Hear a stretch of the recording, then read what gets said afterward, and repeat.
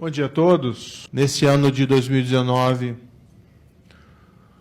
presidente Jair Bolsonaro rompeu com uma prática que se deturpou, a meu ver, com o tempo, que é o loteamento político-partidário das altas posições da administração pública. 3 deputados disseram que estiveram em reunião no gabinete de Bia Kicis. Segundo os deputados, Bia mostrou uma planilha com cargos e disse que falava em nome do governo.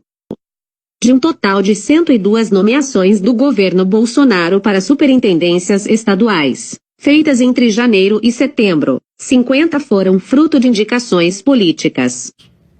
O presidente teve esse grande mérito de romper com isso, que apesar de todos os esforços que o Brasil tem realizado contra a corrupção nos últimos anos. O Ministério Público denunciou o ministro do Turismo, Marcelo Álvaro Antônio, no caso das candidaturas laranja do PSL de Minas Gerais. Ele é acusado de chefiar um esquema de desvio de verbas que deveriam ter sido usadas exclusivamente por candidatas mulheres.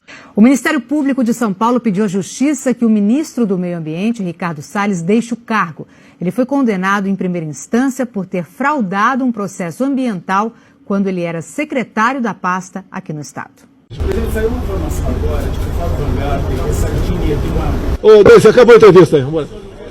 Eu vou trazer para vocês aqui, agora, a matéria que gerou esse novo escândalo do governo Bolsonaro. Vamos ver se ele vai ser demitido ou não nas próximas horas. Pode ser até improvável, porque ninguém é demitido no governo Bolsonaro, mas enfim. Chefe da SECOM recebe dinheiro de emissoras e agências contratadas pelo governo Bolsonaro. É assim, o dinheiro sai do governo federal, vai para Bandeirantes, vai para Record e volta para o bolso do secretário. Eu vi com certo pesar, semana passada, os resultados dos indicadores da Transparência Internacional. O Brasil caiu uma posição no ranking mundial de percepção da corrupção feito pela Transparência Internacional. É a pior colocação desde 2012. Aliás, isso que explica a minha presença no Ministério. Né? Não imagino, em outro contexto, quando teria essa mesma oportunidade. Senhores, o partidário de Curitiba, que já foi desmoralizado pelo The Intercept Brasil, todo mundo já viu. Já foi desmoralizado pelas próprias ações quando disse, por exemplo, que Onyx Lorenzoni pediu desculpas do Caixa 2. Quando disse que não se envolveria no caso Queiroz. Quando disse primeiramente que não se envolveria no caso Marielle Franco, depois que o presidente da República foi citado pelo Porteiro, ele correu lá para defender o presidente da República. Depois do escândalo lá envolvendo o ministro do Turismo, ele não comentou absolutamente nada. Antes de ser ministro do presidente Bolsonaro, na época da Lava Jato, quando era juiz, ele foi dizer que Caixa 2 era pior do que corrupção. Depois ele foi dizer que Caixa 2 não era corrupção, era um crime de menor potencial. Então ele já se desmoralizou pelas próprias palavras e pelas próprias atitudes. E ele prestou entrevista ao Jornal da Record antes dessa operação que envolvia Flávio Bolsonaro para dizer que a corrupção deveria ser dizimada porque a corrupção atrasa o crescimento do país. Agora, partidário de Curitiba, como é que tu vai ficar? Porque se tu se diz um combatente da corrupção, o Ministério Público está acusando o filho do teu patrão de usar apartamentos.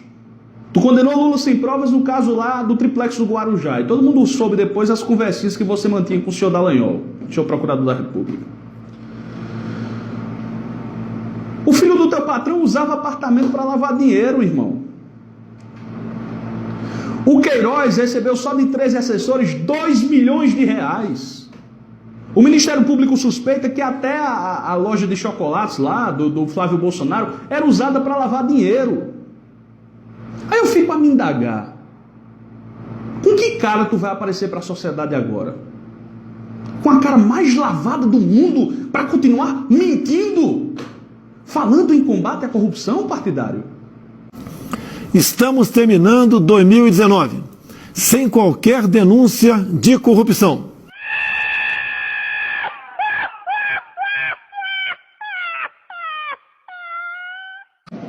O Tribunal de Justiça de São Paulo autorizou a quebra dos sigilos fiscal e bancário do ministro do Meio Ambiente, Ricardo Salles.